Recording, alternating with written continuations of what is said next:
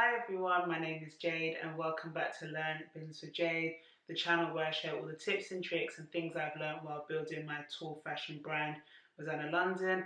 And today I'll be talking about how to create an online store in 6 easy steps. So as per usual, I've got my notes here. So you see me looking down, you know I'm looking at. But step number 1 is to choose an e-commerce platform.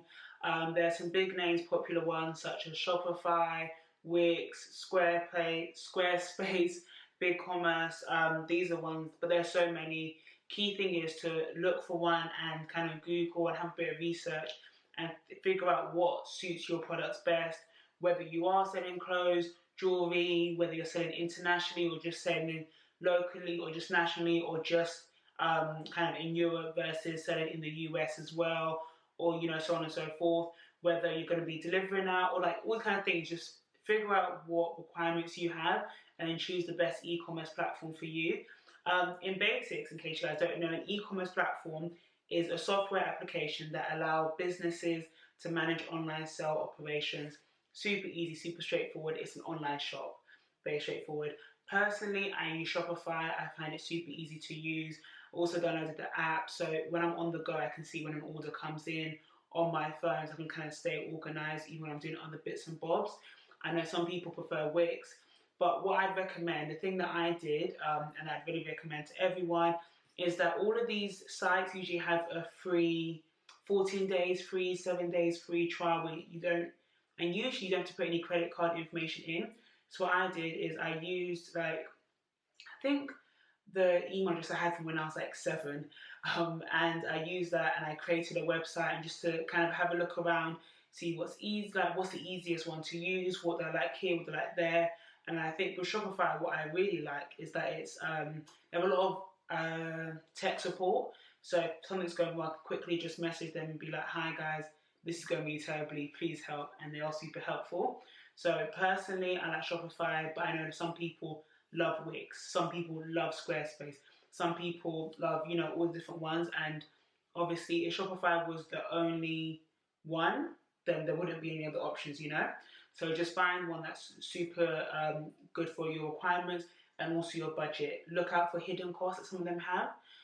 So as per usual, Google is your best friend. Step number 2 is to buy a custom domain.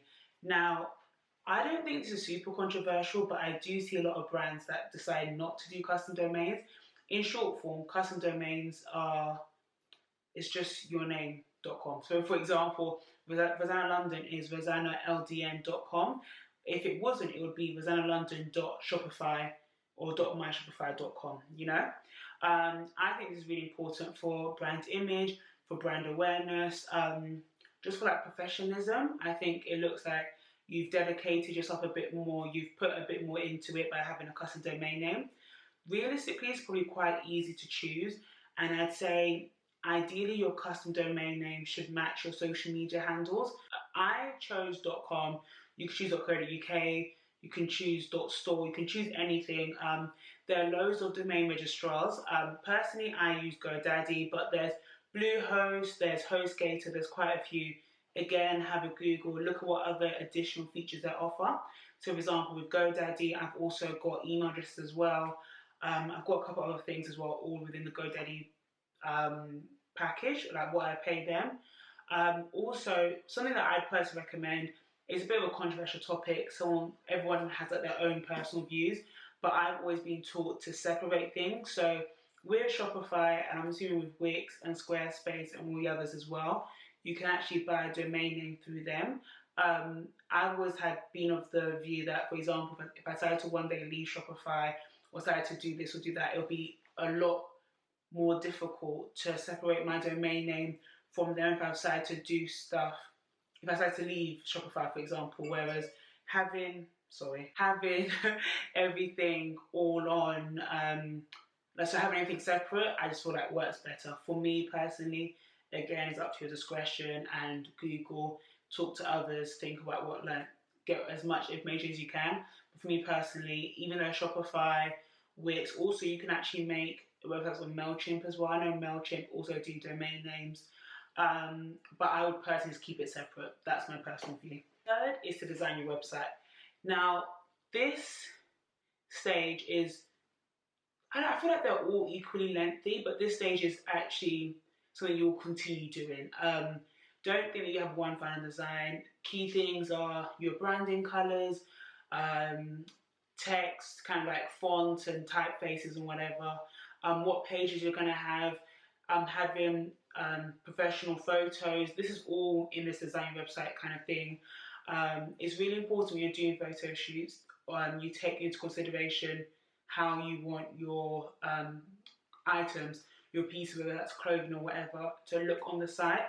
So for example, if you've gone for quite a monochrome theme, you might want to take that into consideration when taking product photos. If you've got a tropical theme, again, take that into consideration when taking product photos. And the key thing is the photos need to be very, very good quality. So nothing blurry. At this point, in like technology, an iPhone, what's one I've got? iPhone 11 Pro Max could probably do like really good shots in only good lighting and so on and so forth. So that's a whole other video regarding photos and so on and so forth. But this way you need to have key pages, product photos, brand colors, fonts, as I said. I'd say that the basic pages you need are product pages, obviously, a cart, home page, about us, contact page, and policy pages. And also I'd recommend adding your social media links at the bottom, or some kind of like your Instagram feed at the bottom of the website as well. Just kind of integrate the brand image on social media with the brand image on the website, and everything just be integrated and cohesive through every single stage of the process. Now number 4 is related to number 3. This is the legal stuff. So this will again link in with when you're choosing your e-commerce platform, and again something that's going to have to be updated regularly. So for example, on Shopify, I got a notification today that I need to update my information. I needed to get my address and like a photo of my ID because the laws in the UK changed. So that's something I like about Shopify. I'm assuming they do that with all platforms, but you have to keep the legal stuff updated. So I know in the UK you need to have a return address, if I'm not mistaken, legally. You need to have GDPR, cookies, warnings, all these kind of policies. A lot of these sites have generic ones that you can just slot in your name, like your brand name in there, just because it's easier and it's the law. So it's just generic. You don't actually need to have a lawyer. But it's things just to keep in mind. Again, do your Googles, like do a bit of research, make sure you are on the right side of the law. This is also leading to tax and finances, but again, that's another video. Number 5 is to test it. This is a very important stage. Most of the time when you're designing your website, before you publish it, before it goes public, you can usually access the site with a password. It's password protected. Give this to everyone that you know, that you trust. Even if they're not your ideal customer, just someone that knows how to use a website, so they can click through the site. And I think after you've been developing your site, this is obviously with the assumption you're doing it yourself, but after you've been developing your site for a month, maybe a month and a half, maybe even just a week, but you've been working on it, sometimes it's hard to, you're no longer, what's the word? You're no longer objective. So it's good to get like an objective view and be like, oh, that link didn't work, or the text is too small, or the text is nice and cursive, but I can't read that, or this link didn't work, or so on and so forth. So just like send it out to your friends, get them to test it, so you can solve the issues before your site goes live. And on the basis that the testing goes well, it's all good, you launch and publish your site, you're good to go, you're making all your money, sales are going amazing, and you've launched your brand. So that's pretty much it in 6 easy steps how to create your online store. Hope you guys enjoyed the video. As per usual, don't forget to follow me on Instagram at Learn Business with Jay, and share with all your friends that you think will find this useful. And I'll see you guys next week. Bye!